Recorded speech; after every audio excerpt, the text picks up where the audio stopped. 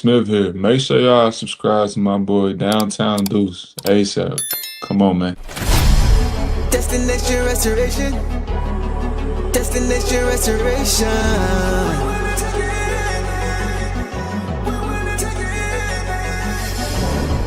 Destination restoration. Yeah, Detroit. Destination restoration.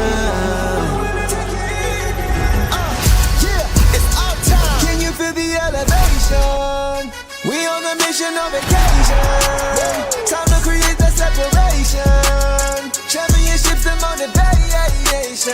313 need no explanation. Miss me with all that conversation.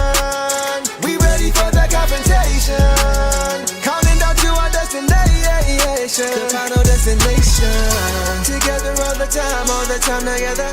It's us against the world, it don't get no better. We turned it around, that was the beginning. Coming for the crown, you know we winning. Time to put in the work, I'm about to go for steps. Taking our prisoners, it's my time. Yeah, I know that it hurts. Saying break out the church, you don't wanna see me in my prime. The mission is to ring, we're caught in everything. In the city, supporting the dream. Vision new I never see, we deserve to be king. It's all or nothing, no in between. The clock is ticking and I hope you're listening. Don't touch me cause I'm sizzling. Physicality is tempting and mentality is menacing. The dog pound body's crippling.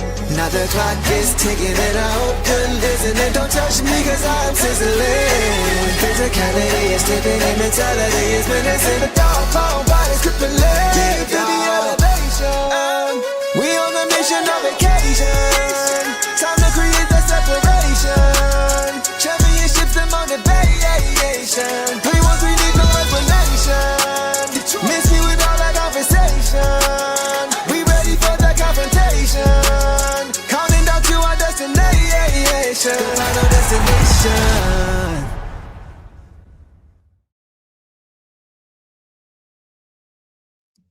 Detroit. Somebody. Come on, boss, finish it. You're a beautiful voice. You're a beautiful No, finish it for me. One of y'all finish it for me. basketball. There we go. I was gonna see who was gonna do it. I was like, you gonna get in there? I wasn't prepared. I didn't drink my Gatorade yet. I'm not ready. You didn't wet that whistle? Yeah, it's all good. Sorry, man. It's all good, man. How y'all feeling? Amazing. Good. Fantastic. Yeah. What a great game to grind it out in and get that win. Yes, sir. E? Feeling good, man. Again, these late games, when you're 35 years old, it's tough to man through, but it was a good time. It was good to see them come back. A lot of up and down basketball, but these are the kind of games that, again, they talk a lot about identity wins. Yep. These are one of the ones you can add to the list right here. Yes. So, what up, though, everybody? Welcome back to another episode of the Downtown Deuce Show with Sarah Boss, a.k.a. The Boss. And as you guys can see and hear, we are joined by my bro, Eric Vincent, a.k.a. E-Vinny, clutch points writer and reporter for the Detroit Pistons, man. I am feeling great on this late Saturday night, early Sunday morning. We officially fall back tonight, right? So we get an extra hour back of rest, and we are going to need it after staying up to watch this game, man, for sure. So, like I said, man, this is a great way to end my night personally. I had a very tough day. We laid my grandmother to rest today. Got a chance to see family, got a chance to see friends that I hadn't seen in a long time. So that was great. That was a silver lining, but it was still tough. So this was a very great end. This is going to be a very great end of my night. It's not over yet because I got y'all here, but very, very, very, very good end to my day personally. So like I said before, I want to shout out everybody in the chat, man, who really was showing love to me when I talked to you guys about this last episode. It was tough, but I told you guys if I was able to be here, I was going to be here to be with you guys and talk about this game. And it worked out for me to be here. So shout out to you guys for all the prayers, wishes, and just the love and support that you guys continue to show, because you guys actually helped me get through this a little bit, believe it or not. So thank you guys for that. Big love to you and yours, man. Say again? Big love to you and yours, man. Oh, thanks, bro. Sure. Thanks, bro. I really appreciate it, man. Yeah, it's always good to have people around that are encouraging and stuff like that. So thank you guys, all you guys, Boss, E-Vinny, and everybody who was here. I appreciate all you guys. Okay, y'all are deep tonight, man. I say this like every game. It feels like before we even started, the chat was going wild. So we already know that Boss is gonna be the moderator and take care of all the comments. We're going to get to as many as we possibly can. As you guys already know, if we can't get to you, if we miss you, caps lock, repost, super chat, whatever you want to do. We're going to try to get to as many of you guys as we can. Shout out to you, Marvin, and everybody else, man, who's dropping love. Appreciate you guys, man. All right, guys, let's get to tonight's game. So the Pistons just concluded their neutral site location matchup with the Dallas Mavericks in Mexico City, and they get the win 122-110 to improve to 4-2 on the regular season. As far as the injury report, Marcus Astros was out again tonight for the 6th straight game, and he is yet to see the court yet this season, which is really unfortunate for him, especially with guys, being out. We know Caris LeVert missed some time. He's back obviously now. J.I. also being out. So it would have been a good opportunity this period for Sas to really get some opportunity to get some reps with his teammates, but it didn't happen. But the Mavs, on the other hand, were missing a lot of guys, and that was why I was hoping we were going to win this game. Kyrie Irving, AD, Derek Lively, Dante Exum were all out for the Mavs. So this was a prime opportunity to pick up a win along the way. So let's just get to some initial thoughts from you guys. What did you guys see in tonight's game? Without getting too deep, we're going to get into the box scores and break everything down. But Vinny, I'm going to round it off for you. What did you see tonight in this game that really stood out to you, bro? Yeah, like I said earlier, man, I wanted to see how they got started on this game. We've seen the Pistons come out a little slow, a little lethargic, a little, unpolished, especially on the defensive end. Yep. It seemed like they were a little dialed in from the start, kind of went through some ebbs and flows, but we know JB Bickerstaff-led teams, they don't let you, just lull out and just kind of check out of the game. They had opportunities to win. They knocked down a lot of big shots to kind of keep the tide or turn the tide. Really hard-working victory just all around. I love the grit that I saw from Jalen Duren in the front court. Yeah. Seeing him kind of emerge offensively is a very important development. Like I tweeted a few days ago, I still think he's one of the biggest swing players on the roster. Like when he's active, because you know what Cade's going to give you, you know what some other players can give you and what they're capable of. But on the right night, when Duren is checked in on both ends of the floor, you see how dangerous he can be. And like I tweeted, some of y'all owe him an apology for a lot of things that y'all said in the first couple games, because he looks like a totally different player. And it only took, this is the 6th game for him to become who he is now. 33, 12, I think, another great game from the free throw line. He's doing an amazing job of forcing more contact when he gets the ball. So I'm really loving to see that aggression from him offensively. Cade Cunningham, you can't say enough about this guy. We're going to peel in all the players and the layers and whatnot, but I just loved their ability to kind of stay consistent and be able to kind of respond to the flows that were made by Dallas in an international setting where it was kind of, could have gone either way. They seemed locked in, and it was good to see them close a tough game like this that was waiting for either of these teams to kind of seal it away. So really good finish for the Pistons. It was a very encouraging finish for them. Before I swing it to you, boss, I just want to say that it took JD about 25, 30 games last year to get to a level of respectable play consistently.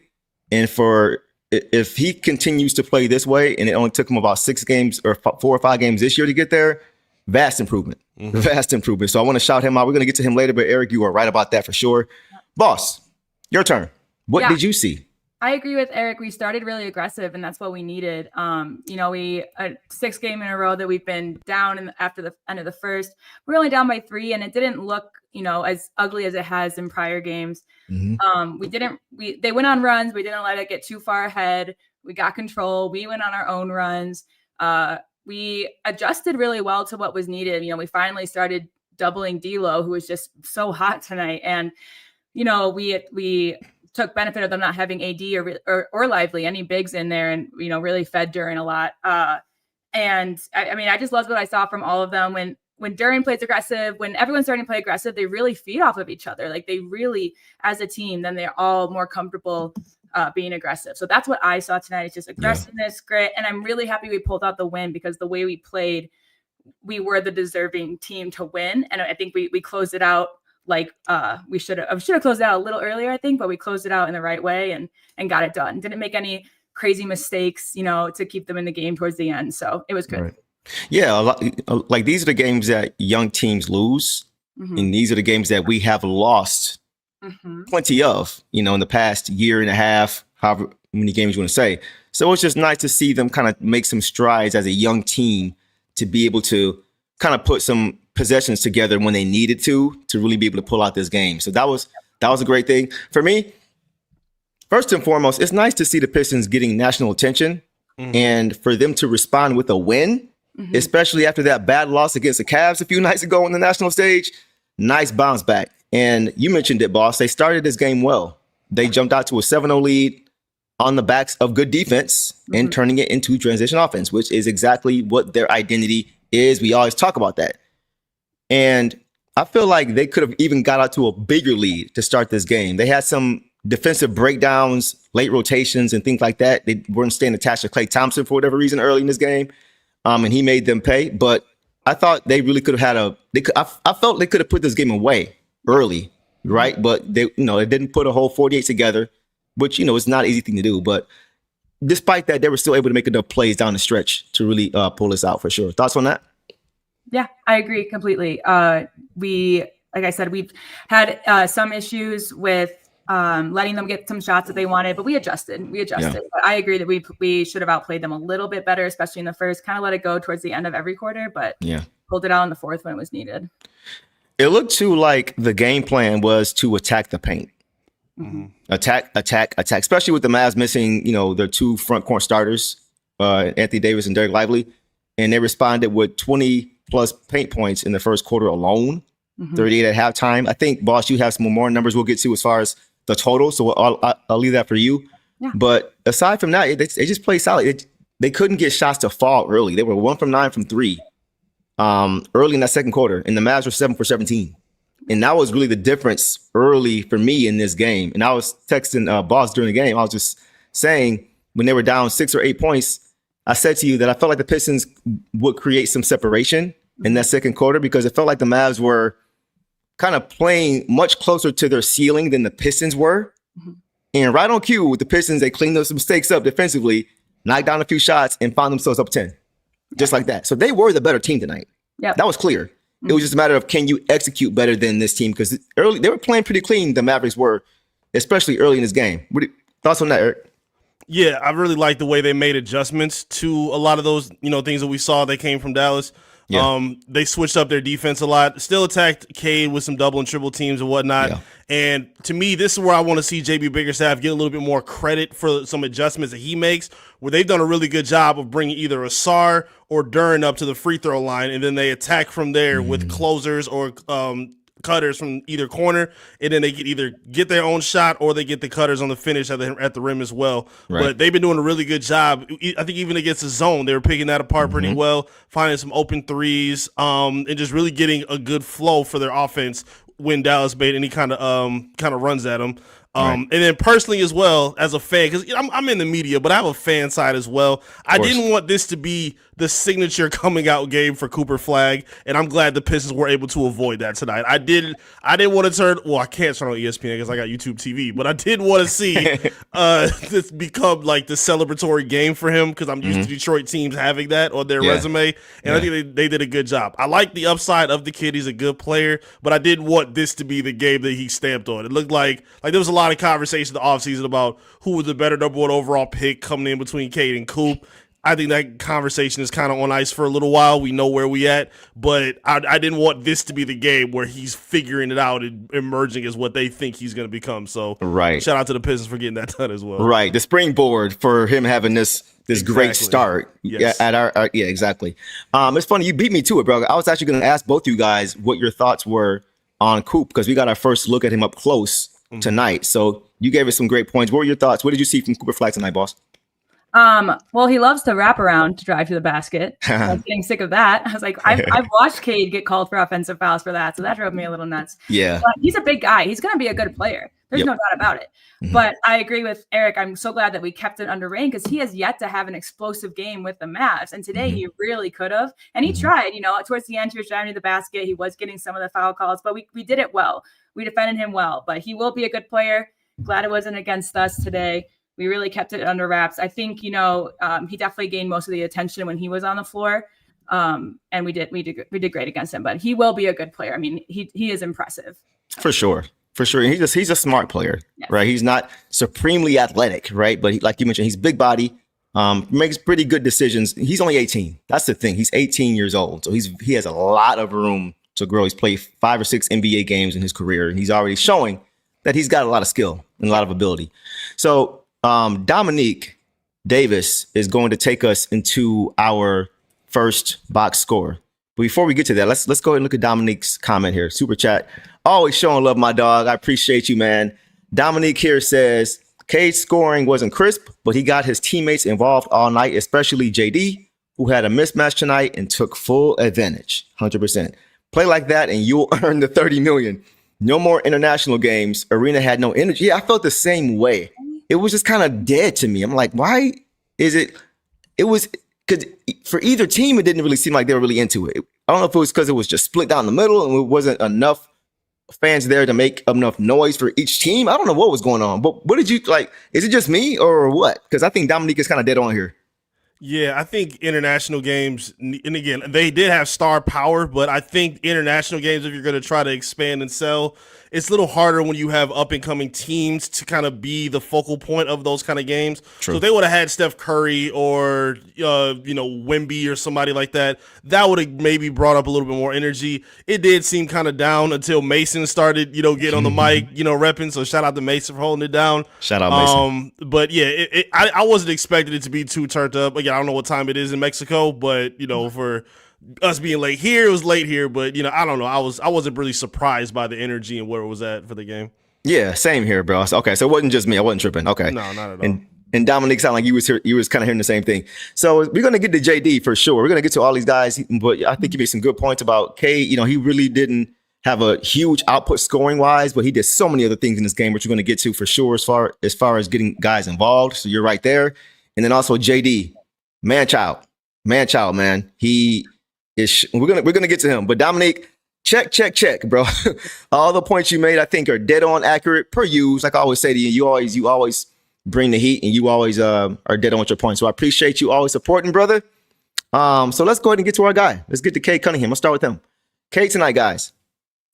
21 points, 6 rebounds, 18 assists, 3 steals, 1 turnover.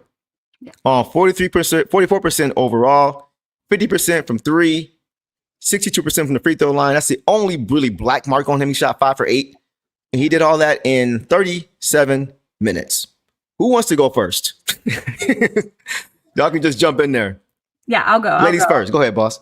I mean, Cade did great. Again, he picked it up where he was lacking. We talked a lot about Duren getting 2020 games, and here Cade was 2 assists away from his 2020 game. So this is also a very big possibility for him.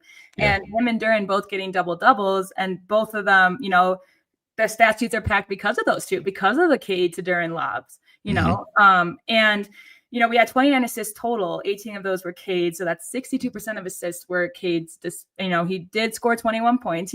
I think he's averaging 22, and some of them are quiet, but he's still, doing his job as the star of the team. And he just, he really played with effort out there. I think that he played through some, non-calls. He was getting amped up and fired. The guy loved the Canelo Cunningham. Canelo Cunningham. I said Carlos Cunningham, but I think Canelo Cunningham is probably better. Yeah, I like it. But yeah, I mean, what more can you say? He did fantastic. He played good defense. I mean, I'm pretty sure he had a block. I don't know why it's not a stat sheet. I thought he had a block at the rim too. Maybe they just counted it as a steal, but no knows. I put on his jersey today. I see. Duren was fantastic, but Cade is Cade, and he really held it down for everybody with all of it with his play. So. Yeah, for sure. Marvin says, good to see Eric back. It's always good to have Evany here. He always brings a different wrinkle, different perspective. That boy knows his hoops.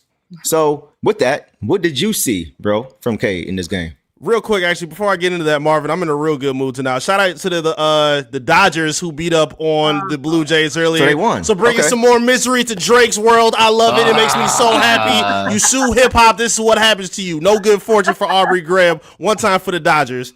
So Drake fans, y'all asked for this. Y'all said you want any Drake fans in here? Hey, y'all can go to sleep. I don't care. Sorry, we'll kill the viewership. Drake curse.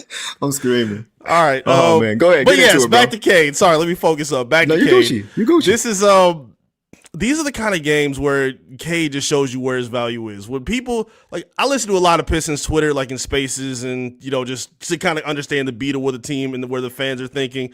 Right. Where people were freaking out about his efficiency in the first few games and the turnovers and some of his miscues and struggles, which are clear and just on display without question. Games like tonight show how great he is, or even back to the Magic game where he only had, he had no turnovers in that game. So these are the kind of games where, okay, if his 3-point shot isn't going, he's going to do 3 things at an amazing level that make up for it or kind of just wash it out. So if people are, worried about where his 3-point shot is at, or some nights where he's got high turnovers or whatever it is, he's doing so many other great things that kind of lift the Pistons up in these ways and winning victories that kind of just offset it to me. And even if you look at it for the past 2 games, he hasn't had a lot of miscues or mistakes that have really been hurting them. So, yeah, he was unbelievable tonight. I was kind of waiting for his shot to get going, but 18 assists, again, just the first 3, I think, to Duren, easy dunks for him. He's getting Duncan Robinson, easy looks. So even when he's, in situations where some of these guys are struggling, he's still going to his teammates and finding them and putting them in positions to get open looks. And they're starting to take advantage of it more. Ausar is finishing really good at the rim. Duren is getting really strong with, getting his own shots and putting his own looks together. Ron is still hitting outside shots. Javonte Green had a few actually really important 3-point shots that they knocked down, courtesy of Cade assists. Cade was again, this what JB talks about all the time is the success of Cade doesn't step on the growth of others, and you're seeing that from him right now. When you see other guys that are really heliocentric and have a high usage rates in the league, they kind of suck away some of the success and the production from their other teammates, but Cade isn't that kind of player, and that's the beauty of watching a game like tonight and where he's able to put an amazing night together. So, yeah, this is a really impressive performance by Cade. Again, when he doesn't have to be the leading scorer and other guys can kind of pick up that slack, that shows how dangerous they can be because they need as much help as they can on the scoring end. So shout out to Cade for what he was able to do tonight. I was really impressed. 100%. And that kind of goes a little off topic, but you mentioned how, Eric, you wouldn't be surprised if at their peak, when it comes to Cade and Jaden Ivey, if Jaden actually averaged more points, but Cade was doing so many other things, 20 points per game, 10 to 15 assists, 7-8 boards. Yep. So to your point, that's when he's at his best, is when he's able to be utilized in multiple ways and not just going and getting a bunch of buckets. So I wanted to shout that out because you mentioned that a while ago. Absolutely. We saw that in his last game last season where I think Jaden Ivey finished as their leading scorer and Cade had 15 at the point of the injury or something like that. Yep. He picked it up after that, but those are the kind of nights that you want. You don't want Cade having to score 40 and give you 15 assists and lock up one of the top 2 guys and hit the rebounds. You want to be able to get some breathing room, and they're able to do that in these kind of games. So yeah, these are the kind of ideal nights you want for a game like for Cade Cunningham. 100%, bro. 100%. I think you guys are both on it. 2 words come to mind for me with him tonight. Floor general. Floor general. Especially early in this game, but even late in this game as well. He didn't have a ton of points, but he wasn't forcing anything. We've seen him in years past trying to do too much because he feels like he needed to, right? But you see the growth in the last 2 games, guys. 28 assists to 1 turnover. Insane. Tonight he just took what the offense gave, and he was able to just continuously make the right play over and over and over. He had 5 assists in the first half of the first quarter. You could just tell it's going to be one of those games where, okay, he's just going to take what's there. And Boss, we talked about this during the game. The only black mark for me was his free throw shooting. Yeah. Right? He's got to be more consistent. I think this is the second time this year I've seen him go over 2 at the stripe. Right? So it doesn't happen often, but it's something I want to just see him kind of keep an eye on, because 62% he's 80 plus easy. Yeah. Easy. Right? Yeah. So I'm not too worried about it. It's just something that I noticed. He's got to clean that up. But especially because we always complain about Cade not getting calls, right? So when he gets them, you gotta knock him down, bro. And I'm sure he will. It's just we have such high expectations for him. So even the things that are little, I'm just paying attention to because I see how good he can really be. But guys, did you guys see that ridiculous scoop he had in the first quarter? Yes. Where he hung in the air around and bro, and just kissed it off the glass. I thought he wasn't athletic though. Yeah, I thought he was an athlete. I remember hearing that for a while in 2021, but I think we know. I He's think Jalen averaging- Suggs thought that too last game, and he got that question answered as well. Go ahead, boss. Found out. He's averaging a scoop or a verse or something fancy at the rim every game. Yeah, He makes one of those plays every game. yeah, for sure. Go ahead. And I really want to hear his defense get a lot more credit than it does, because you hear a lot about guys like even Jalen Suggs being in his class, guys like Scotty Barnes, guys like Evan Mobley, who deserve their credit. They're fantastic defenders for what their team needs them to do. But Cade, I don't think gets enough credit for the stuff that he does on defense. Again, Agreed. just knowing that you see a lot of franchise players, especially guards, kind of just get hit off in the corners to try to, minimize their foul counts. He don't do that. And I think it was Cody Davis who just asked him after the Magic game. He's like, I can't be a one-way player. I have to commit to both ends of the floor. And he's been doing that really since he's gotten here in Detroit. So Right. he deserves a lot more credit for the defensive effort that he gives. 3 steals tonight, a really good job in rim protection, really good job on the glass rebounding as well. Like, they did a fantastic job on the glass tonight. And I think, he deserves a lot of credit for why they were able to do what they did. To build off what you just said, bro, and boss, we talked about this last show. His conditioning is what allows him to be able to do this, to be able to have 18 assists to 1 turnover and still give you the defense. If you're not in condition, you're not going to be able to do both of those things at a high level. One of those ends is going to suffer, Hi, right? Tom. Tom's in the chat. Tom. Hey, what's up, Tom? So he must have made it back home safe, which is a good sign. I'm glad to see that. What's going on, bro? It's good to see you as always, man. Let us know how you felt about that game, bro. Yeah. We'll try to sneak you in here, some more comments in here with you for sure. But yeah, Cade tonight, man, incredible stuff, man. This was his 5th career 15-point, 15 assist game, and that's already 4th most all time. Already. So the things that he's doing already, man, is pretty incredible. So we definitely got to shout him out. And Eric, you're right. His defense is not getting enough credit. Shout out to him. Shout out to Coach Bickerstaff, who challenged him as soon as he got here, as soon as he arrived, to be a 2-way player. Yeah. And Cade took on that challenge. He's taking care of his body. He's in shape. And that's what's enabling him to be able to do these things on both sides of the ball at a very high level. So that's all I got for Cade, man. Amazing game from him for sure. Anything else on Cade, y'all? 2nd game in a row with 3 steals. So just Right. again, if you're gonna, come in here and say, he's not good on defense, needs to improve it. He's, for a point guard, he is doing it all, and he is proving himself as a 2-way player. So, I'm excited. Hopefully, he keeps this up. I mean, I know he will. I think just in general, this win was another statement, to stack wins. We got a couple of tough teams ahead, but we needed this, confidence boost to keep it going. So Right. For sure. Sean says, Tom, not a party has started. Yeah, the party has started, man. The party has started, and we're going to keep it going. So, guys, let's go ahead and get into our next guy, the next player, Duncan Robinson. Duncan Robinson, man. So tonight in 34 minutes, Duncan Robinson had 18 points, 6 rebounds, 1 assist on 54% shooting overall, 50% from 3 on 3 of 6 shooting. He was perfect from the line, 3 of 3. And I would venture to say this was by far Duncan Robinson's best game as a Detroit Piston. So, guys, thoughts on Duncan Robinson? I'll start with you first, E. What you got? Yeah, I like how he's been playing these past couple games. 18 points, 6 of 11 from the field, and he's getting a lot better looks. A lot of his threes that I think he's been shooting, a lot of standstills. They weren't just knocking, they weren't connecting.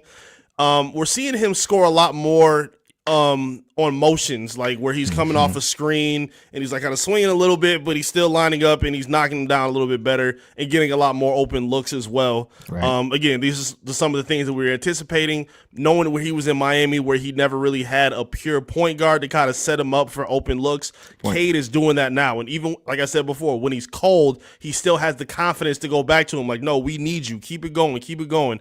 And you're seeing it pay off. Again, huge 18, 15 points, last game against Orlando. You showed how important that was. And Deuce, we talked about it before.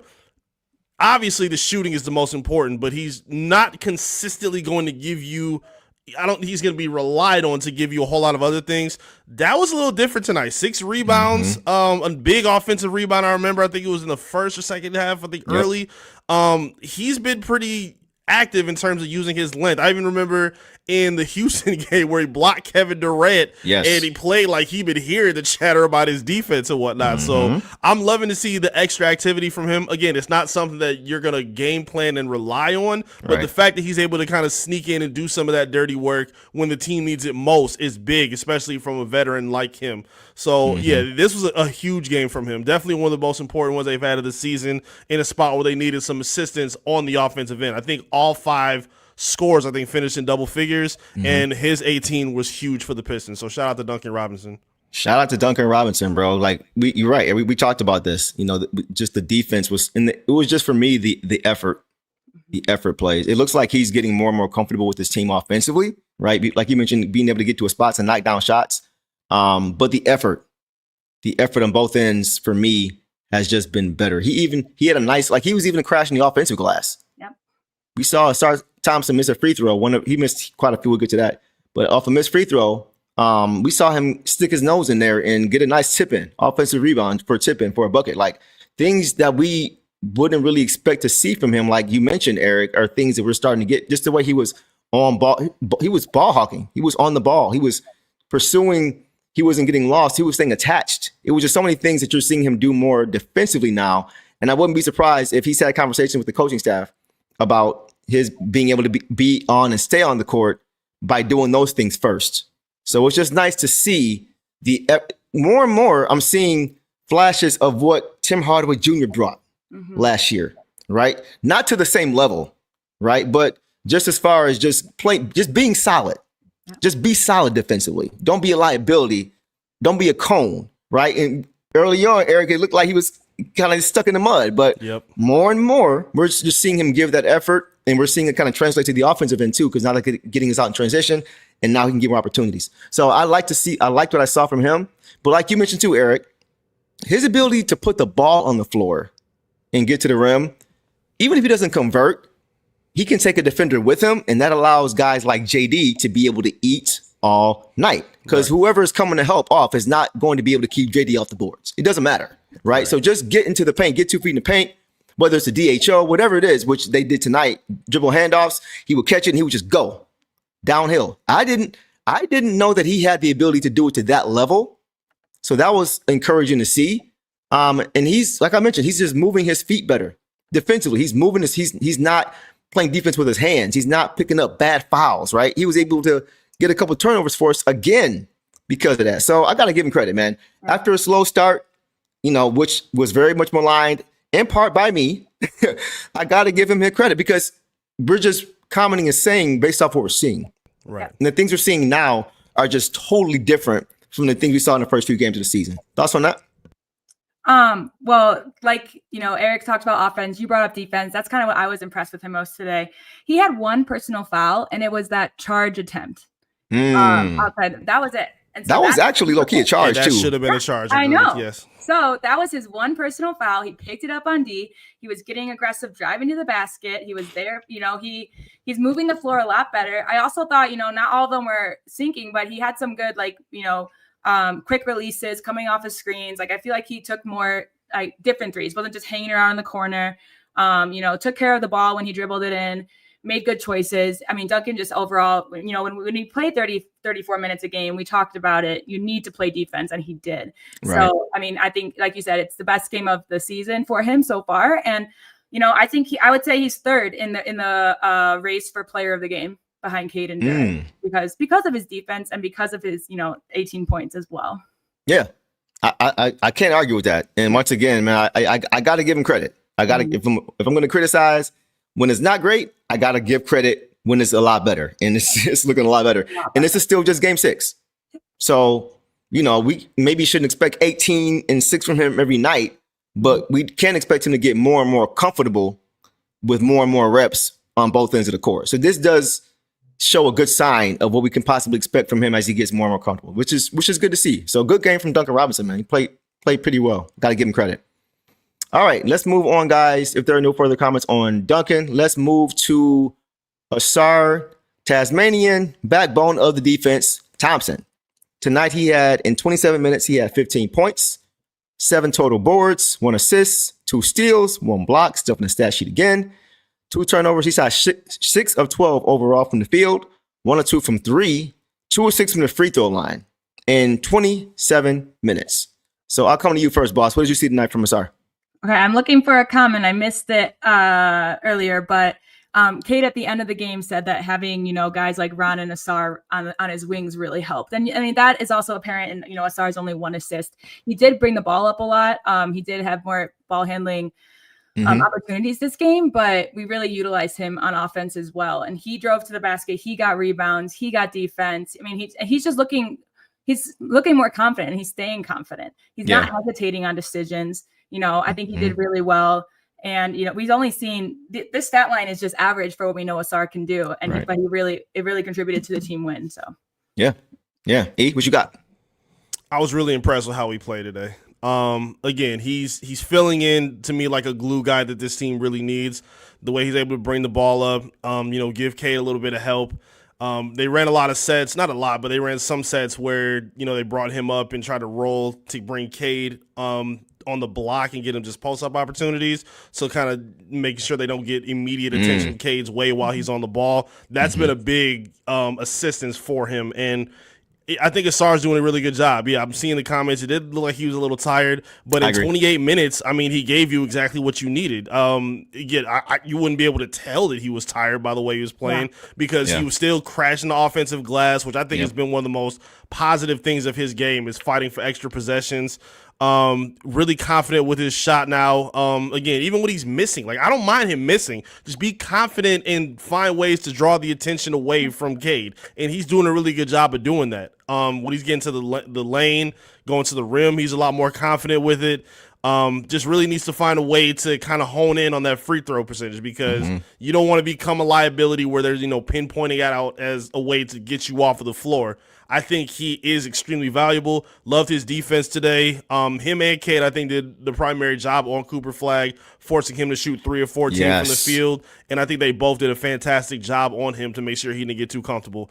Like D'Lo, he may hit his 30, but that's not going to kill this team because other guys weren't adding on to it. It was just him for the most part. So I love what I saw from Ausar. Again, there's still room for him to grow offensively, but from where he's at right now, this is kind of just a baseline of necessity. Like he doesn't need to be a 25-a-night guy. He doesn't need to be a three-point specialist, even though that corner 3 is looking kind of good right now. I got to be honest with you. He a 3-point specialist for the quarter now. I'm loving that. But I love the growth that we're seeing from him. Again, the confidence is there, and it's rolling through the production as well. So shout out to Ausar. You mentioned the confidence. I totally agree. He's getting more and more comfortable, guys. And he's more and more now under control, boarding and pushing, like grabbing and go. There's so many times last year when he'd be flying down the court, and I'm just like, please don't turn it over. Please don't turn it over. I'm feeling more comfortable with him with the ball in his hand slowly.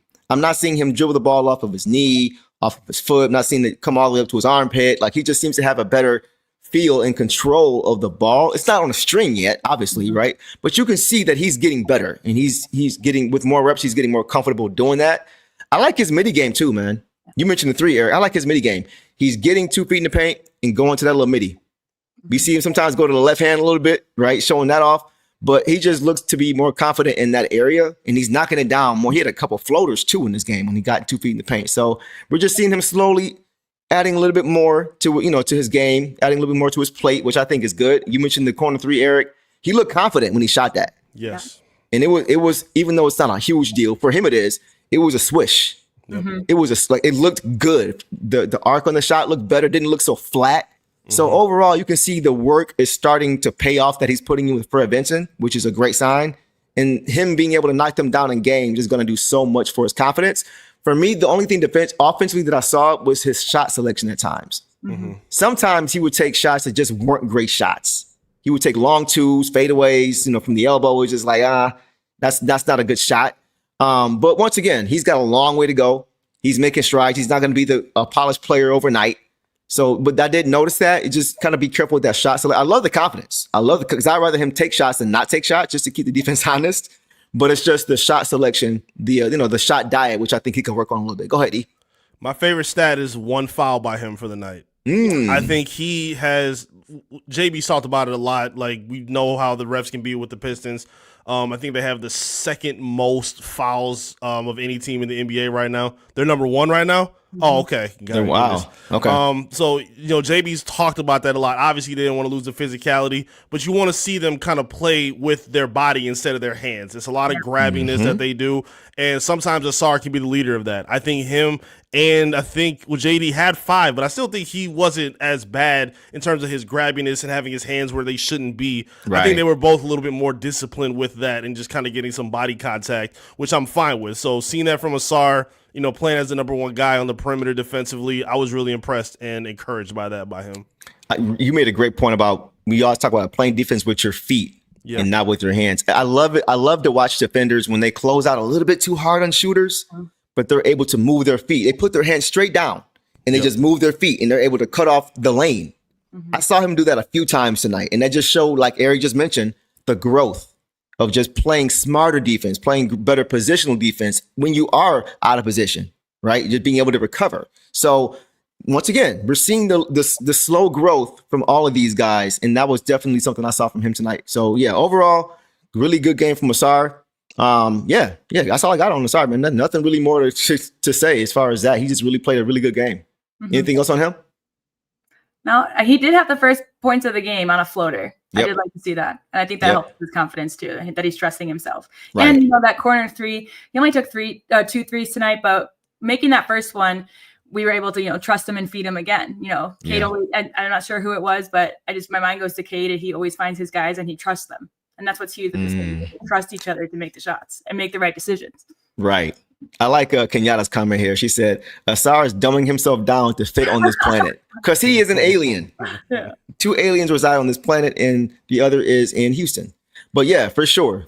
He definitely is just kind of just focusing on the things, on certain very particular things right now and then kind of working his way out. So I do like that as well. Anything else on him, Eric? Nope. Again, it's not going to need to be like an expedited progression for him. I like where he's at right now. I don't think he needs to rush too much. I think just building on that mid-range confidence, working on that floater touch that he keeps, trying to add on to his game offensively. We're seeing a lot of things kind of slowly get to a helpful position. And again, even when it's not like at a star-studded or a stat-stuffing, night for him, you're seeing what that impact could be with just simply 15 and 7 boards. So yeah, I was really impressed with what he did. And I think this is going to be a good growing step for him, especially in games where they're tight down the stretch as well, and they're leaning on him to kind of make some plays. And kind of like Boss said, if he's able to, like, I kind of look at him kind of like J-Mo with the Lions. He needs some touches early to get that motor going, and I think that's important for him and guys like Duren as well. So it was good to see them in a rhythm early to kind of help this team out. Great comparison. Freak athlete who can draw so much attention, right? The opportunities are going to be there. May not be the same amount every single game, but the impact will be there as long as you're in the court and you're playing smart. So I think that's a great comparison there, E, for sure. Okay, yeah, I'll take that on a good day. 15 and 6, yeah, give me that for sure, 100%. If we get that every night with smart decisions defensively and smart defense, yeah, we're gonna be fine for sure. All right, let's go to Tobias Harris, Uncle T. So Tobias Harris in 35 minutes tonight had 11 points, 6 rebounds, 1 assist, 1 turnover on 25% shooting overall, 3 of 12. 1 of 5 from 3, 4 of 5 from the free throw line, and 35 hefty minutes. So, Boss, I'll come to you first on Toby. What'd you see from Uncle T? He did, again, he's just consistently steady. And even the stat line, doesn't reflect his impact. He is still always as good with spacing. He played great defense. He kind of took over. Was it the second quarter or third quarter where he had a run where he was scoring and he was defending and he was assisting? Like he really just, does what's asked of him. And just another good, consistent game from him. And I know that he took a couple shots that I didn't love. He missed a couple that should have been a little easier. But so did Cade. So it's like, what can I say about that? He's gonna have his off games, but he still really helped the team win tonight. Yeah. Yep. I definitely agree with that. He had a lot of makeable shots. Especially in that mid range that he just missed. He just couldn't get in the fall. Yeah. Aside from, I think had he made a few of those shots, I would have felt a little bit differently about this game because I feel like when those shots that he missed came at critical times. For a while, we just couldn't get over the hump. We just couldn't tie the score, couldn't take the lead. We would get within 2 or tie it up, and they would hit a three and then another three, or we turn it over. Like, so once I felt like it happened a lot when Tobias was taking those shots. So maybe that was why I was so frustrated with him, because of the timing of when it happened. But, I think he played solid. It wasn't one of his better games, one of his best games, but he did enough. Yeah. He did enough. So I don't really have too much on Tobias. The jumper wasn't really falling. 25% isn't good from overall. 20% from three isn't good. But, he still played solid team basketball as far as defensively. His rotations were actually good tonight. I will say that, because I will say the Mavs are moving the ball. They're moving that ball. Even on the half court, you see them moving it. And many times you see the Pistons rotating. And he was really, really in tune with that. So I have to give him credit for his defensive play, even though he wasn't able to really score the ball. And Detroit Drew mentioned that he tweaked his ankle. Oh, yeah. So I hope that is not anything serious. It was encouraging to see him come back out in the second half, to start the second half. So it could have been anything too. Maybe they wanted to just keep it warm, but they knew it wasn't anything that was, structurally damaging or anything like that. So that's good to see that he was okay. Right. And so maybe they say, we'll deal with this after the game is over. You're good to go. Let's keep it warm so you don't get too tight and go from there. So he was able to tough it out despite that. And yeah, we were able to get a win with him on the court. So I like to see that. Heisenberg Blue says his shooting was rough early on, but he hit an important three late. Yes, he did. He always seems to come through when we need a bucket, he seems to be the guy to get it for us. E? That comment is so important for what you want from Tobias Harris. Right. I'm not worried about the volume of what Tobias Harris gives you. I'm worried about when he gives it to you. When they're in a position where maybe the young guys are playing sporadic, or they're in a hole where they're not really scoring, or they can't get anything moving, that's when I want Tobias to kind of come in and settle them down. You give it to him on the block, or he hits a big open three or something like that. Right. Or if they're building with the lead late and he's hitting a corner three, or something else, like he's able to the timing of his production to me is more important than the volume of it, because again, you don't want him scoring 35 points a night. That means something really bad is happening. Yes. So I like where he was at tonight. I don't mind that it was just 11 points. I don't mind that it wasn't, a huge volume number night for him. Yeah. He came through when they needed him to. And Right. I think that's kind of just been the story of his game thus far. I saw some areas where he switched out on Cooper Flag as well, so like he's still not shying away from defensive responsibilities. I like his ability really where he's been able to guard, whether it's on the block down low or out on the perimeter. With those, the older legs getting to where they at, he's not shying away from the responsibility that he has. So that's true. Tobias has been very steady for what they've been asking him to do. Again, I like that he's not being forced upon as their number 2 or number 3 scorer right now. He's just kind of getting it in wherever they can find it. So I like that you're seeing those high number volume productions come from guys like Cade, Ausar, and Duren. Like those are the 3 most important names on this roster right now. Ivy, same thing when he comes back. So when those guys are carrying the water, that's what you want to see. So I don't mind Tobias kind of being quiet in these spots, as long as he's giving them what they need and popping up at the most important times. I think that's the most important part for the Pistons. Yeah, I'm good with it. Right. Exactly. I wanted to shout out this comment here because sometimes it's easy to have short memory or panic, game to game knee-jerk reaction. But Frank here says Pistons started the season 1-5 last year. They're 4-2 this year with a very favorable schedule coming up. So guys, the next few games, real quick, the Grizzlies, the Jazz, the Nets, the Sixers, the Wizards.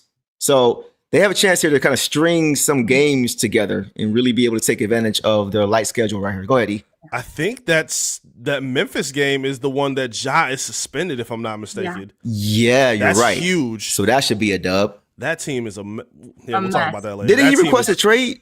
It's Boss? coming. They said, I said it wasn't verified, but there's multiple people reporting that he did request a trade. It's not verified, but I mean, okay, well, I was like, Ivy's injured. We still won't get an Ivy versus Ja game, which we still haven't gotten, even though they grew up together. I just want to see them go off against each other. But now it's irrelevant because he got suspended. So the Grizzlies, they've been an interesting organization. So we should, that should be a game that we come out strong and we finish. Because they've got some injuries as well. Yeah. But yeah, that's a good point. I didn't think that that's the next one because, I mean, the Grizzlies don't have another game before then, right?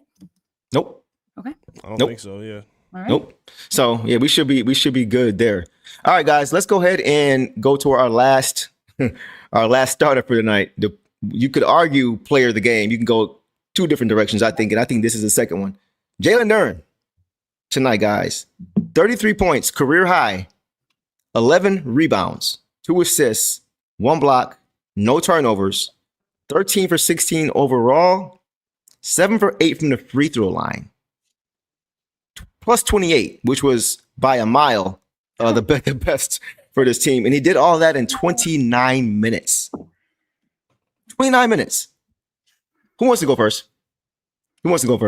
I'll go. Somebody get in there. I'll go. I'll say there was no, even though the Mavs lacked a big, really, they did not adjust at all to the Cade to Duren lob.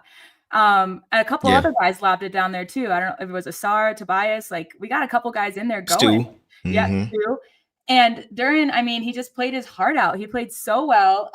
Another double-double for him, a career high. And this is, and most of them, again, are at the rim. And they just really took advantage of that. And I'll just take this opportunity to say that the Pistons had 72 points in the paint and the Mavericks had 26.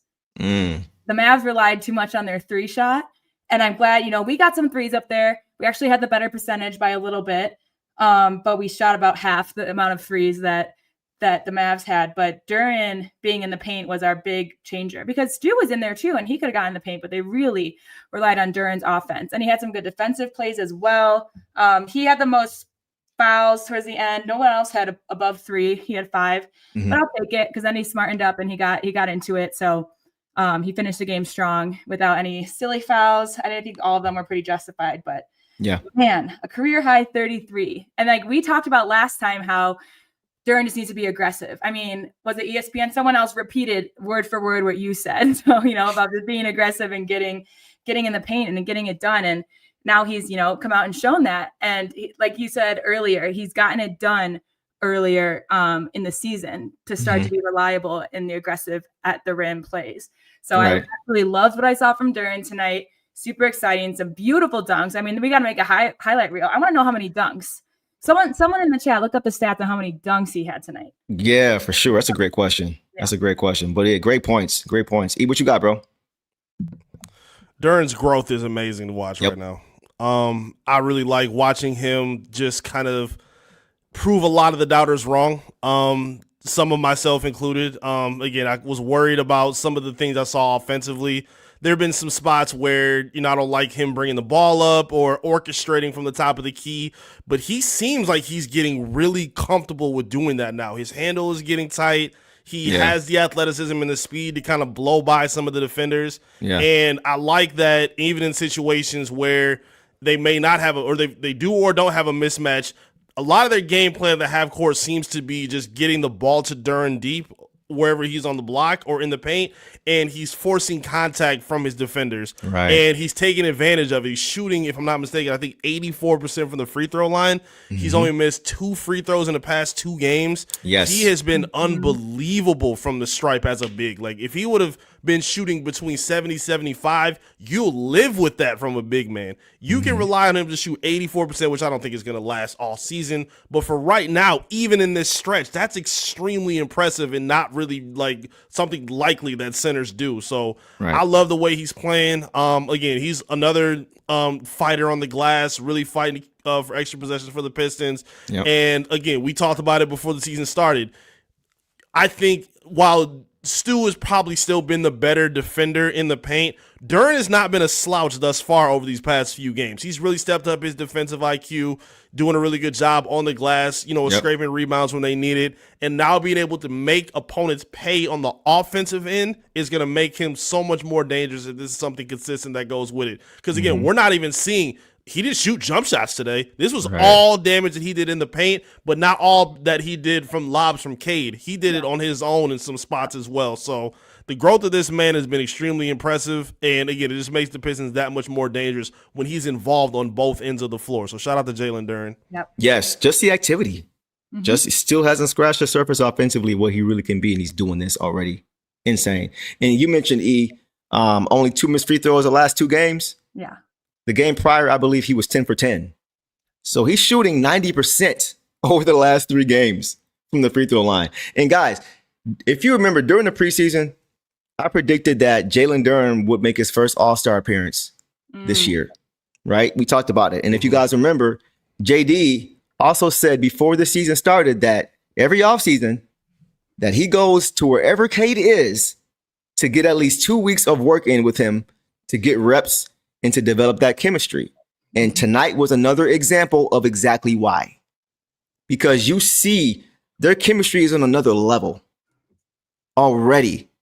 And so I just think JD understands, once again, how good of a point guard Cade Cunningham is and how well and how much he can really eat and benefit once they get that chemistry down, get the timing right as far as setting the good screens and waiting for Cade to set up and Cade waiting for him to set up and things like that. And you're just seeing, even though it's one play, you see because Cade is such a big guard and he's able to get to where he wants on the court, and JD's athleticism, it's still hard to stop. It's still hard to stop because they just have that chemistry and they have those physical gifts. So it makes more and more sense to people when they hear JD say, yeah, wherever Cade goes in the offseason, I'm following him. If he's in Arlington, if he's in Vegas, if he's here in Detroit, where it doesn't matter because he understands how good they can be and how much he can benefit from making sure that he is the best that he can be out of those sets. So I just wanted to point that out because I don't give JD credit for that. He sees it and he's taking advantage of his point guard. So he also did a really good job, guys, rim running in this game. We talked about that. You sprint down the court and on both ends defensively. There's one thing that I've seen from JD do, guys, from an energy standpoint and effort standpoint this year, probably more than at any other point, is how he's sprinting back defensively. We know he wants to score. He wants to get buckets. And our biggest thing on him for the last couple of years was the defensive jump, right? Because when you sprint back defensively, you're not always going to get a block or a steal. You may just be able to prevent them from getting a shot up because your presence is in the paint. That doesn't show up in the box score, but he's still doing it. So it's just the willingness for him defensively to commit to it. We've seen him sprinting on offense all the time in transition, getting easy points, sticking his tongue out, dunking, all that stuff, right? But the defense has really improved, and he's showing that willingness to want to give max effort on the defensive end. And when he does that, he's going to be able to continue to sprint back down and get those easy buckets because now they're getting transition opportunities. So once again, man, I got to give him credit at the ripe old age. I always say of 21, you see the growth pretty much now game over game.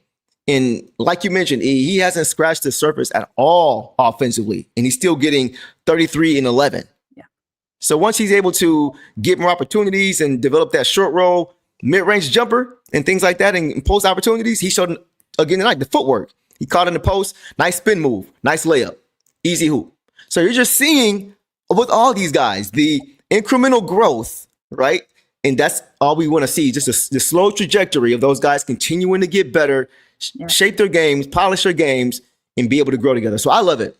I don't have anything negative to say about JD tonight. He had a very, very clean game. Very clean game, man. Very disciplined, very smart. Effort was there. No complaints from me at all. And I still think he's going to be an all-star this year. I still think he's going to join Cade because I think they help each other. They help each other. Cade is getting the high assist totals. JD's getting the high point totals. Career high for JD in points. Cade tied his career high in assists tonight.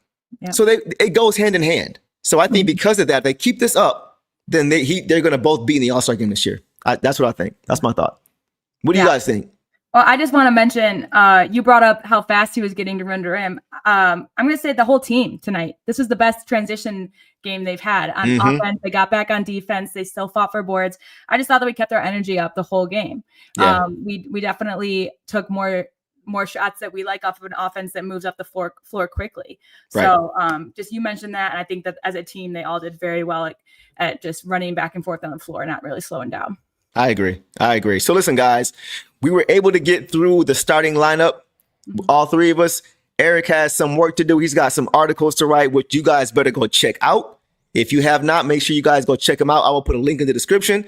And if you want to see him on YouTube, check him out at Top Title Detroit. So, Eric, I appreciate you giving us a little bit of your time, bro. I know it's late. I know you got work to do, but he was like, all right, I'm going to come on. Thanks, Eric. So, we appreciate you as always. Y'all make sure y'all drop some fire emojis in the chat for Eric, and make sure you guys go follow him in Top Title Detroit. And like I mentioned, I will put a link in the description for you guys to go check out those articles. I read about 85 to 90% of them because they're that good. So go check him out. Go check him out. He is that dude, man. So I appreciate you, Eric, for coming on as always, bro. And looking forward to having you on again soon, man. Big love. Appreciate y'all, man. I'm actually lying. I'm actually just going to go celebrate Drake's loss for the Blue Jays. But y'all have a good night, man. Appreciate y'all for having me. Peace out. All right, my dog. Oh, man. Y'all asked for it. Y'all asked for E. You know you're going to get at least one Drake or Kendrick reference throughout the conversation of every pod that we have. But you know what comes along with that is more than worth it because that boy knows his Pistons basketball and basketball in general. So shout out to Eric, bro. Appreciate you, bro. Boss, let's get to some reserves and then we can call it a night and we can both go get some sleep, right? I just want to say before we get to the reserves, I just noticed something about our team and you know how it's a team effort. Everyone that played tonight, minus Chaz Lanier's 23 seconds at the end, everyone that played tonight has a point, has a rebound, and has an assist. Every single one. Wow. So I mean that's just fun Pistons basketball right there. That's that balance that we love, right? Not this heliocentric basketball with one guy just 100%. 100%. That's a great. If I was D'Lo, I'd be frustrated seeing that after the night that I put up for my team. I'm so happy that because I can't stand D'Lo. I cannot bro. You know, he has 1 out of every 10 games where he does something like that, and he just thinks he's an all-star. It's like, bro, okay, fine. You had a great game. You just chucking up shots. You got the volume of shots, and they went in tonight. Fine, great. I think before tonight, he was shooting 14 for 78 from 3. Yeah. So come on, bro. Like, I mean, tonight he lit it up, and it wasn't enough. But that to have him do that against us was frustrating. But we held it down. We fought through like we always do. For sure. Yeah, y'all already know Boss is on it, man. Boss is stat baby for sure. She got it on lock. Love the numbers. Yeah, for sure. So yeah, we all love them. All right, so let's get to some reserves real quick. Yep. Let's start with Ron Holland. So tonight, guys, Ron Holland had 2 points, had a quiet night, 2 points, 4 boards, 2 assists, 2 steals. So he did stuff the stat sheet a little bit. He shot 1 for 5 overall, 0 for 2 from 3 in 18 minutes. So what did you see from Ron tonight? I saw his same energy. I think he was getting frustrated on the fouls. His guys just kept getting past him. I think all of his fouls came from basically not staying in front of the defender, kind of fouling them from the side. But he did his best and he did, bring energy. It was his worst game of the season, but he still, was a big factor in this win. His steals, he never gives up. He jumps on the floor for the balls. He gets frustrated too when he's not hot.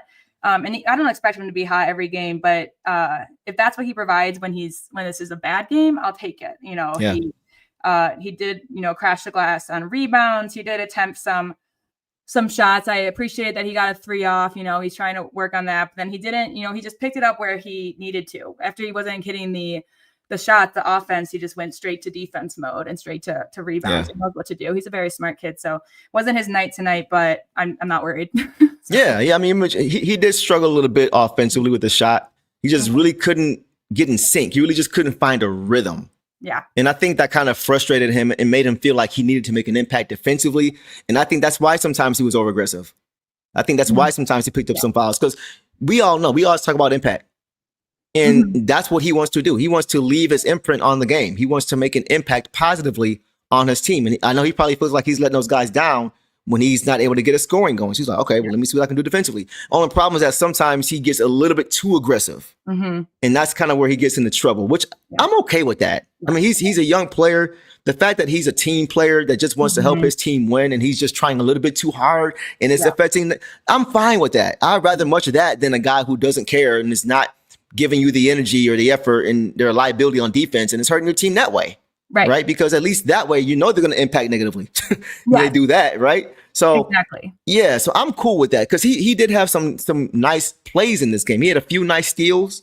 Like you mentioned, he was diving on the floor. He was able to, turn defense into offense himself and just get some easy transition hoops. He was able to get downhill, get into the paint. The initial shot wouldn't go in. He stick his nose back in there and be able to get the putback. So he did do some good things tonight. He did, but once again, it was just kind of an uneven game. He had a bad pass to Tobias in the corner out of bounds. And he followed that up with a bad foul on the Mavs in their final possession of the quarter. And we were out of fouls to give, put them at the line. So those are the things we're talking about as far as just being a little bit too over aggressive and kind of digging himself into a deeper hole because he's just not really playing how he plays. He's just doing a little bit too much because the offense isn't there. But once again, I'm fine with that because that's something he can learn from. And I would much rather have him give too much effort or be too aggressive than not be aggressive enough, because we know we are an aggressive defensive team. That's who we are. Right. And that's like the aggressiveness is part of him. And when he has the good games, it's because he's aggressive. So when he has bad games, it's also because he's aggressive. But like you said, it's better than him, being aggressive, getting discouraged, and then slacking off, slowing down. You know that he's still going to keep up the energy. He's still going to try hard. And just sometimes it just doesn't go your way. Right. And, I would have liked to see, especially with how the Duren was using the paint so well, it would have been nice to see Ron in the paint a bit, to get him some layups, to get him some lobs. But yeah, he still is Ron, and he did what he always does. And like you said, I appreciate the aggressiveness. I'll take these kind of games from him if it means that he just brings that style of play every game, because it usually, I would say, works out in his benefit. For sure. For sure. Detroit Juice says he's still got to work on that travel. Yeah, he shuffles his feet a little bit 2 times. He's trying to get to the hoop so quick. He sees a closeout coming. He tries so quick that he doesn't set his feet before he makes a move. Yeah. So that's, you're right. I noticed that too. It's something he's going to clean up, but it's definitely something that I noticed as well. So I think that's a point that is taken, Drew, for sure. Ryan says, yeah, Drew, for sure. I see Tobias do it a lot also. Yeah, even in year 15, you see Tobias still doing that sometimes, right? They just don't call it as much. They call it more so on Ryan. I think Tobias, he's a little bit more sneaky with he's got pretty good footwork already. Mm-hmm. So I don't think it's as blatant when he does it, but he still does it. Right. So, but yeah, just take your time, Ron, set your feet. The closeout's going to come anyway. You got a quick enough first step to get by without having to rush. Mm-hmm. So just take your time, and he'll be just fine for sure. All right. Let's go to a few more bench guys, boss. Let's hit Isaiah Stewart. So guys, tonight, Stu in 25 minutes had 10 points, 4 boards, 1 assist, 2 blocks, 4 of 7 shooting, 2 from 3, 2 of 4 from the free throw line in 25 minutes. Thoughts on Stu? Yeah, he just came out aggressive again. Some of his first foul was against Powell, which was a silly one, a dead ball foul, when I think it was Russell who was hitting it. I don't know, someone else. But then they got that free throw. He got the tech against Powell too. I'm not a Powell fan, so I don't care. And you could tell, JB kept him in. He went and talked to JB. JB knows it too. So Stu is always just good at keeping our energy high, and he's just the poster boy for Detroit style basketball. Yeah, he's the poster boy for our culture. So to get 10 points is great, 4 rebounds. This again, he's been, I said last time that I think Ron and Stu have been our most consistent players. Mm-hmm. And this game was probably both their worst, but they still contributed. He had those 2 blocks, those 2 monster blocks. Oh my God.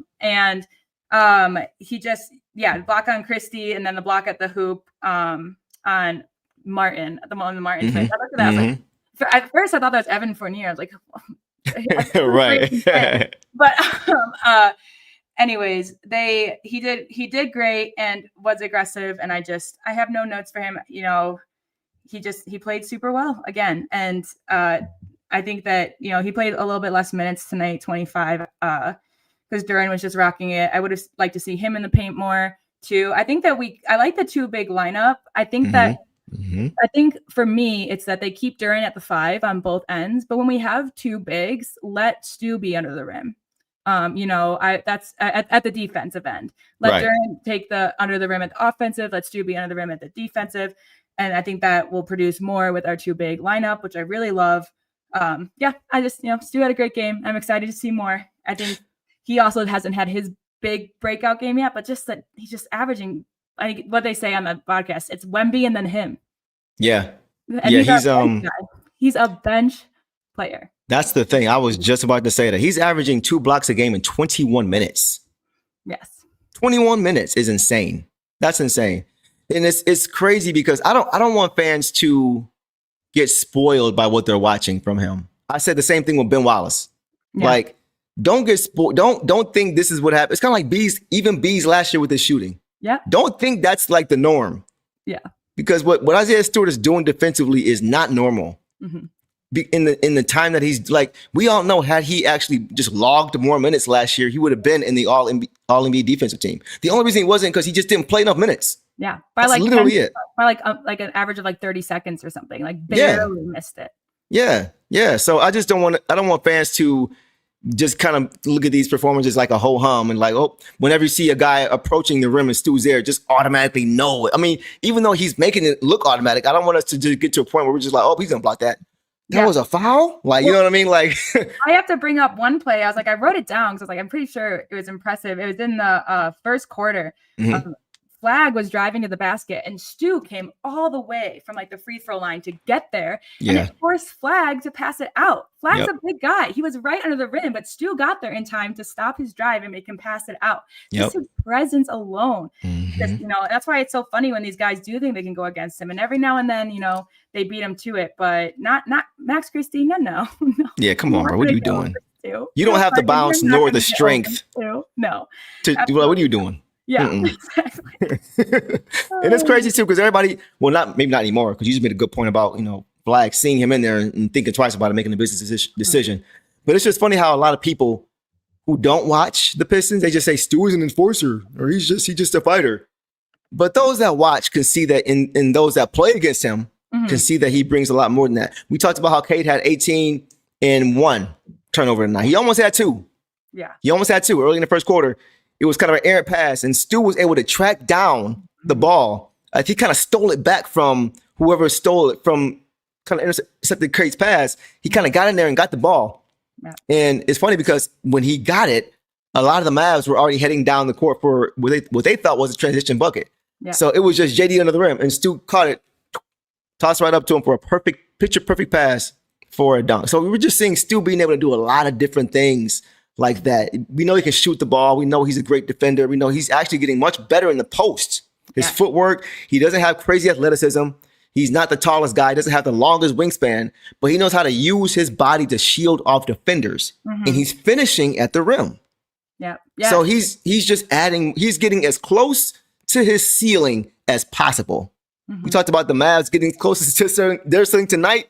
He's doing that with his overall game. Yep. Because he's just a student of the game. He works his tail off, and he's just continuing to reap the benefits of that, man. So I want to give him a lot of credit. He's just steady. He's just steady. He's a winning basketball player. Reliable. 100%. So great game from Stu, man, for sure. He was 0 for 2 from 3. I don't care. Yeah, same. I do not care. We know he's not going to do that every night. He's usually hitting one. I think the last game he was like 2 for 2, and he's been shooting at least 50% from 3 the last 4 or 5 games. So, okay, who cares? Yeah. He didn't take a bunch of attempts anyway. It's just 2. So fine, whatever. I'm fine with that perfectly. So yeah, great game from Stu. All right, guys, let's go to Caris LeVert. So Caris LeVert, guys, tonight in 18 minutes had 5 points, 1 board, 2 assists, 1 turnover. He shot 2 of 6 overall, made his only 3 ball in 18 minutes. So Caris LeVert, what was your reaction to Caris? I'm just excited to see him out there. And I think, you know, a lot of people are going to jump to conclusions. A lot of people are already hesitant on LeVert. I feel like already he's moving a lot better on the court. He's making better decisions. He made a couple of mistakes tonight.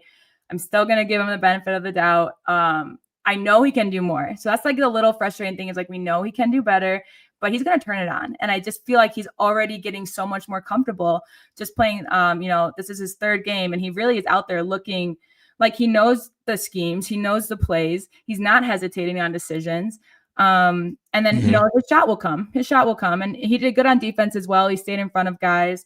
Actually, I don't know how many fouls he had, if any. He had 3. Okay, he had 3. He had 3 fouls. He did okay. But I'm still, you know, excited for him to grow more with the Pistons. He wasn't, you know, LeVert tonight, but I feel like looking at him just in terms of how he's starting to mend with this team, he is getting more comfortable, and it will. He's just showing that he will need some time to get the offensive rhythm, but that's okay with me.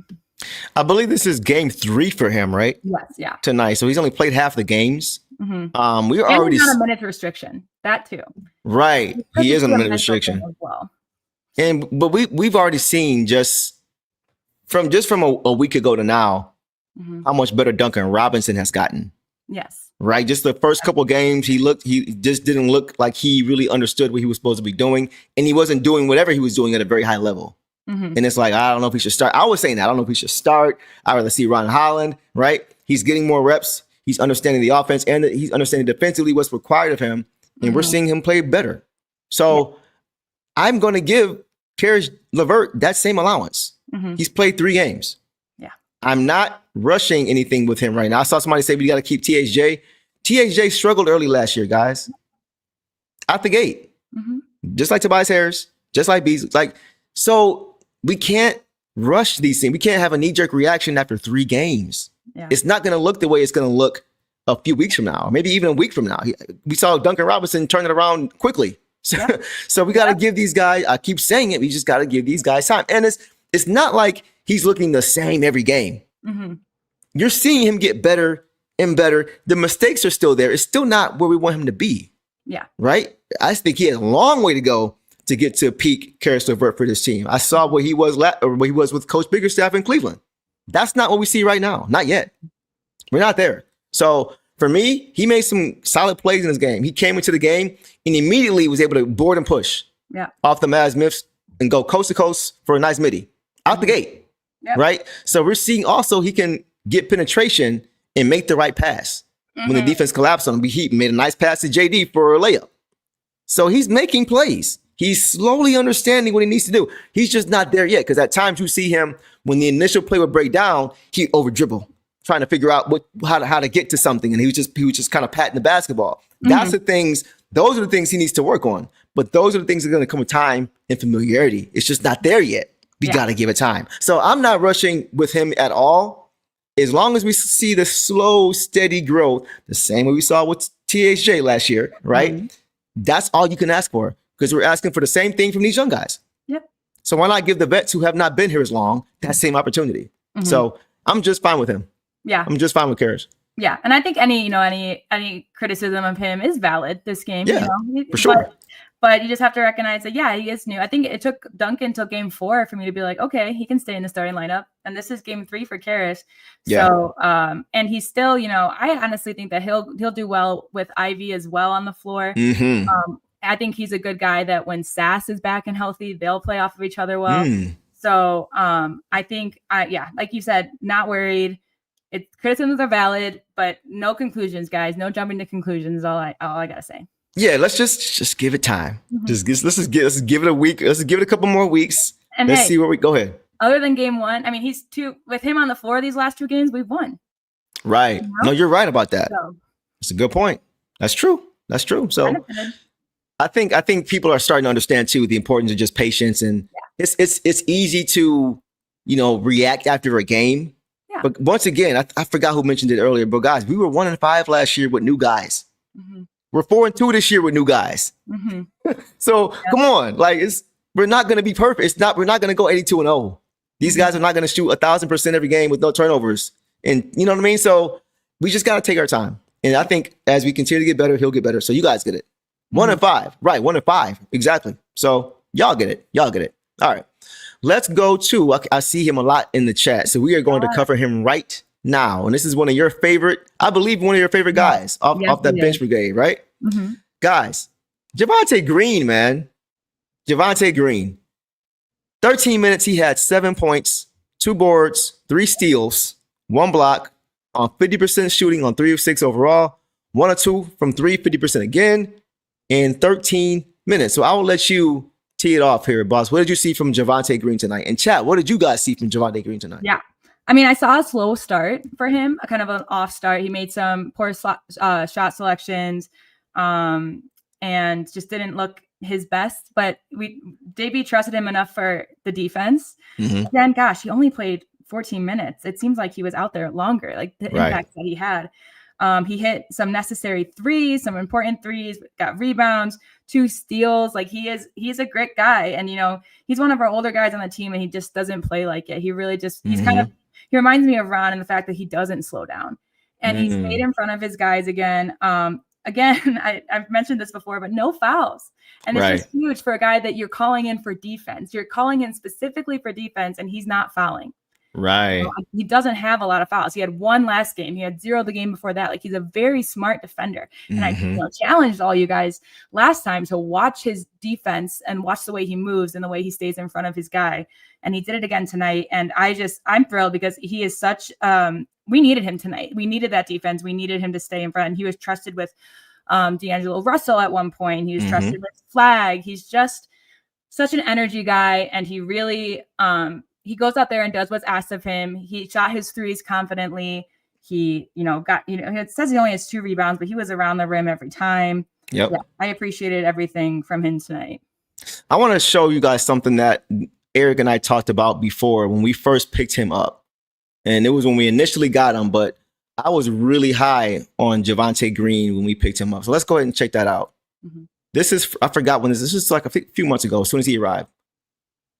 Let me know if you guys can hear this or not. Let's run it back. Wingspan. For context, Tayshaun Prince had a simple wingspan, but Tayshaun was 6'9". He plays with a very high motor, and what he brings to practice, what he brings to the game, what he brings to the locker room, he can tilt possessions with his defense, turn defense into offense. I think he shot 34% from three over his career. Mm-hmm. He's not a sniper, but he's respectable. He's also a good mover without the basketball. A lot of the things that we saw Ausar do, playing off ball and cutting when the defense breaks down or helps off, is what he does. Mm-hmm. Just watching him. He's 32 years old, but he still got some bounce. He had a 42-inch vertical coming out of college. So he's a little bit older, probably lost a couple inches, but he can still get up off the floor and finish. And he's a good culture guy. He's going to prevent entitlement. I'm not saying anybody on this team is entitled, but if you get relaxed, he's the kind of guy who is going to steal minutes from you if you're not careful. Yep. This team does play hard as a whole, so I think it's just going to be more of a reinforcement. He'll have his moments in his games where he makes an impact. Yeah, I think we're going to see him kind of do a lot of what Ron Holland did his rookie year. Like you said, a guy that can just kind of tip the scale, swing momentum with little defensive plays, create extra opportunities on the glass. Like, he's going to do a lot of that dog pound dirty work. And you need guys like that. Having another rangy wing when you need some more depth in terms of your perimeter defenders, guys like him can help out for sure. So I think this is a good positive addition for sure.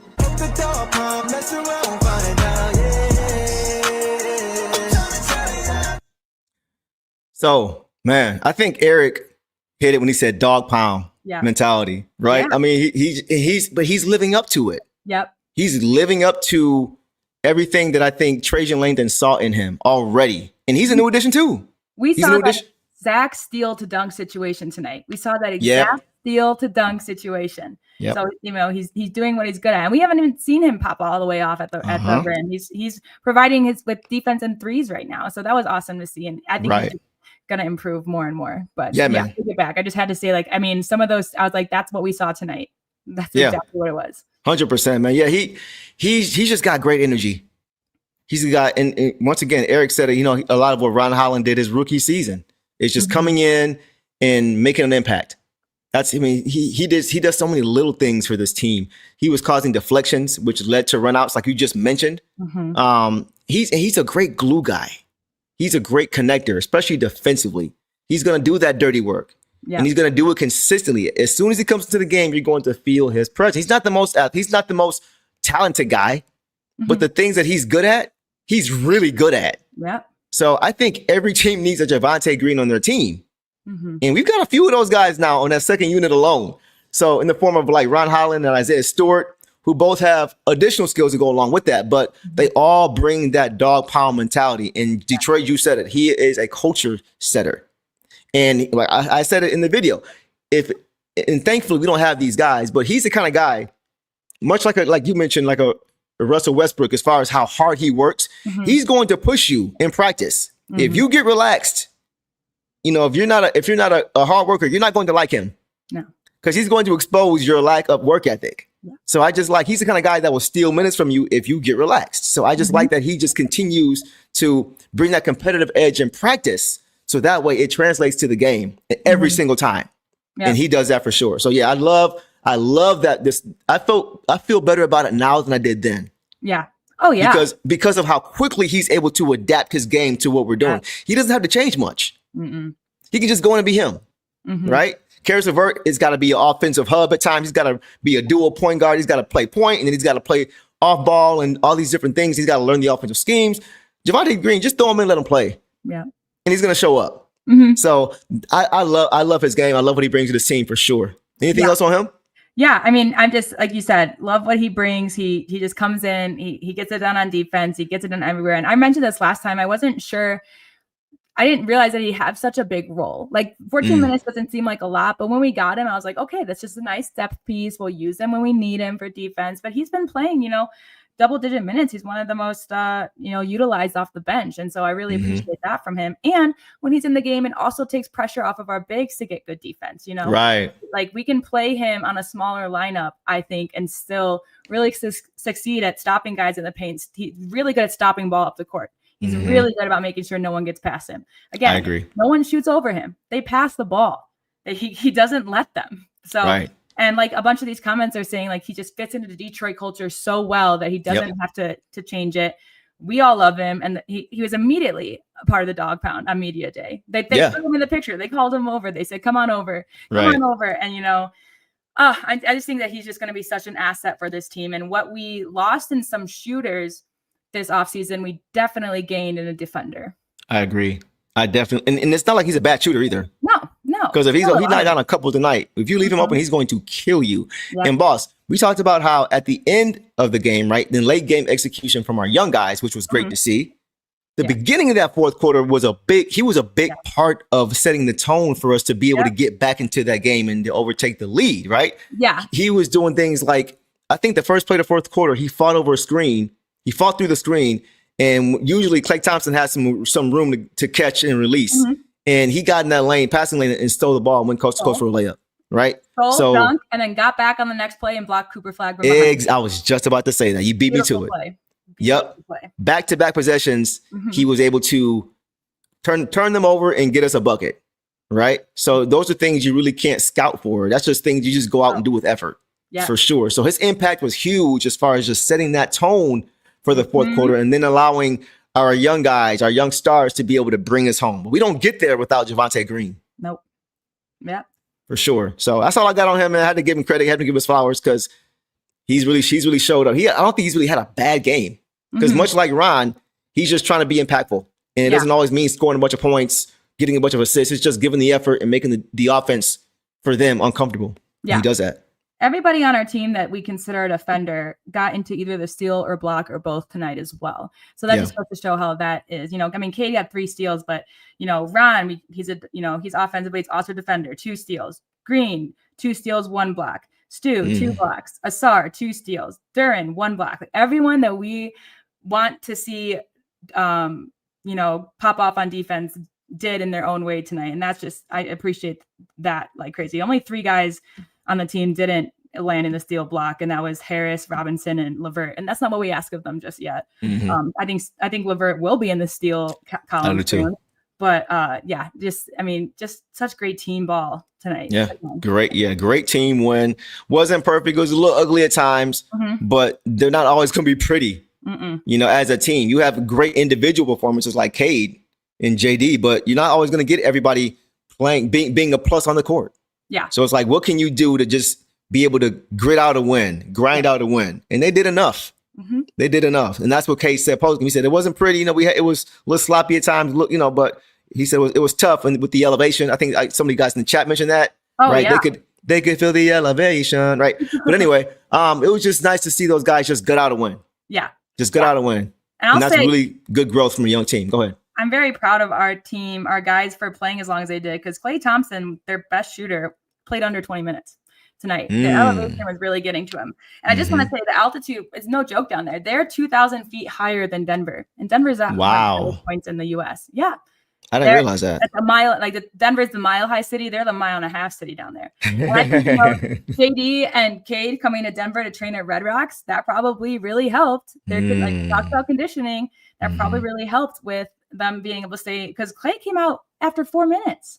Right. That's a good point. That's true. He didn't play a lot, and he's not on minutes restriction or anything. So, not saying that, I'm just like very proud of our young guys, all of our guys, for fighting out there and getting the game done when it was very difficult, a very tough game to get through. And we did it. And like you said, it was sloppy at times, but we still played really well. And some of these things we're going to clean up, and sloppy at times, but Cade only having 1 turnover. It's like, it was sloppy in interesting ways, but nothing detrimental to the game, nothing that could have swayed them to beat us. Whatever we did, we picked it up and we fixed it. Yeah, for sure. I mean, not to backtrack too much really quick, but I had to mention it again. So many people last year, and understandably to a point, complained about Cade's turnovers. Yeah. Yeah. And to have a 28-1 assist to turnover ratio in the last 2 games is astronomically insane. Look, now he's he's getting the all-star treatment from fans, because now they're going to complain about his scoring. Right, exactly. He's not scoring. He's not making free throws. Like, there's something to complain about. That's when you reach stardom, when there's something you must say, instead of being like, You just tune that out. You just tune that out because those are people who are casuals and don't know ball at all. Absolutely. But sure. I mean, just like any star in the league, you're going to have your critics and everything. Right. And, he's able to just get it done. And he's so good at picking up where needed. And he knew, he iced the game with that 3 at the end. So was he making threes? No. Did he make one that mattered? Yes. And that was the story with a couple of our guys tonight. So, it was kind of that was a story with him last year in the playoffs. He could knock down shots in the clutch and all these different things. So to your point. Yeah. And so I'm excited. I feel like, an 18 assist game is incredible, but we still haven't seen, Cade be Cade. And one of these games, I can also see him and Duren both getting a 20-20 in the same in the same thing, because I could too. He'll get 20 points, 20 assists, and Duren will get 20 points, 20 rebounds. That's totally doable. And it's exciting. And like you said, I can see them, especially if Duren keeps increasing or staying steady at this and just keeps consistently contributing to offense and defense. I think that he will be joining Cade in the All-Star game. Yeah. So y'all heard it here first, man. Yeah. We've been saying it for a while. So we'll see how it plays out. But those two kind of work well together and they kind of help each other as far as their success. So if one's successful, the other's probably going to be just as successful for sure. Yeah, absolutely. So a few more comments and then we'll call it, guys. Beck Hustler says, Javonte Green equals James Posey. I like that. Mm-hmm. Like Miami James Posey, that version. I think that's the version he's talking about. He's very, very, very tough player. Not supremely gifted that's the thing. I think Javante's more athletic. Yeah. Much more athletic than James Posey. But Posey was tough. He was strong. He didn't take no mess either. Mm-hmm. He will, if you get physical, he will get physical right back and make you change your mind about that. Like he was a dog. So I think, and he can knock down the 3-ball as well. Mm-hmm. So I think that's a really good comparison there, Mega Hustler, for sure. Yeah. Detroit Drew says good 4 seed while the Knicks thinking it up. I can see 3rd seed. I talked to Charles Hill, Ron Holland's trainer, about that. He had Orlando 3rd. Mm-hmm. He trains Anthony Black too, who's actually balling over there. So, but he had him 3rd and the Pistons 4th. I have the Pistons 3rd. Yeah. If they get 4th, okay, I'm not mad at that. But I think they can get as high as 3 because I think we're better than Orlando. Mm-hmm. Straight up. So we'll see. But I think Detroit, Drew, I think you definitely are in the ballpark. I think either one of those will be great for the Pistons because that means they have a home court or they have a home playoff series to start the playoffs. So that's great. So yeah. All right, guys, we will leave it there. If you got anything else, boss? No, just I'm gonna miss you guys on Monday. I've got I'll be at Nuggets Kings. I've got to see the return of Russell Westbrook. So I'll see some Dennis Schroeder too. We'll see some of him as well. That'll be exciting. But I'll miss the game. I'll be watching the Grizzlies in my lap, the Grizzlies Pistons in my lap while I'm watching Jokic dunk in front of me. Lay it up. Laid up nicely in front of me. But so I won't be here Monday. I'm going to miss it. I definitely, last time I wasn't here, I had FOMO. I went back and, read all the chats, watched the videos. So I appreciate it. But yeah, what a great, I think with our next few games coming up, we really can get this, start to stack wins because our confidence is building also. This was another nice gritty win at the end. And closing games has been so important, especially with some of these new guys on the team and trusting them to contribute. So 100%. Yeah, guys. So we definitely, we're going to end it there.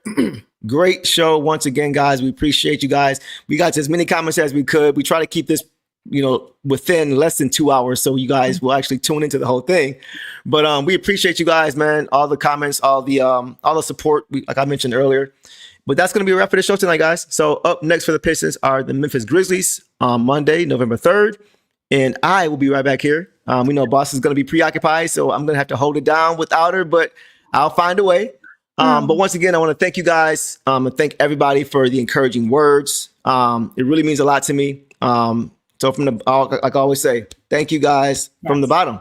Yes. And yeah, boss, that's all I got, man. So awesome. As you guys know, man, go ahead. I just want to say one thing. A comment earlier, we just didn't say it out loud. Someone did look up that that Duren had 9 dunks tonight. 9. 18 of his points were from dunks. I would venture to say that he got 7 or 8 of those, from Cade. Yep. It was a bounce pass out of the pick and roll or a lob out of the pick and rolls.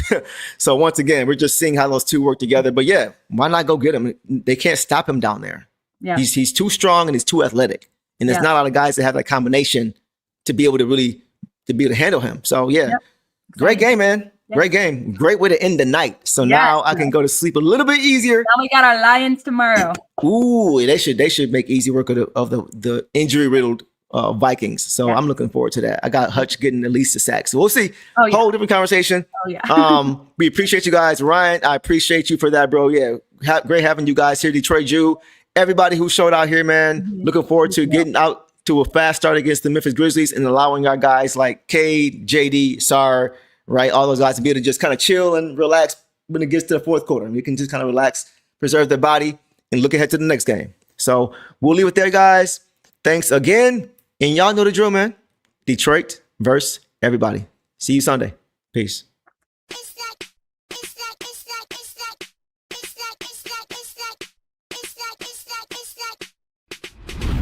Rewind 2021. There was a parade in my city. Number one pick, dancing in the street. Everybody was hitting the gritty. Cade arrived in the D, and it was live as can be. They can ball, but we didn't want Green, Mobley, or Scotty B. No shade. When he got hurt, everyone lost it. Storylines leaking, no faucet. Caught him washed when he broke his tibia.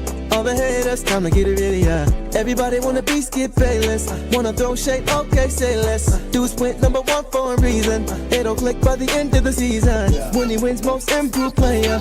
Gonna be a movie, here's the trailer. Don't say I didn't try to warn ya. Co-signed by Win Benyamin. Cade Cunningham. He was raised a Texan, but now he's Detroit flexing. Team USA, he was killing them. Got him effed up, let me quote Eminem. Nowadays, everybody wanna talk like they got something to say, but nothing comes out when they move and live. That's a bunch of gibberish and money lovers act like they forgot about Cade. Nowadays, everybody wanna talk like they got something to say, but nothing comes out when they move and live. That's a bunch of gibberish and money lovers act like they forgot about Cade.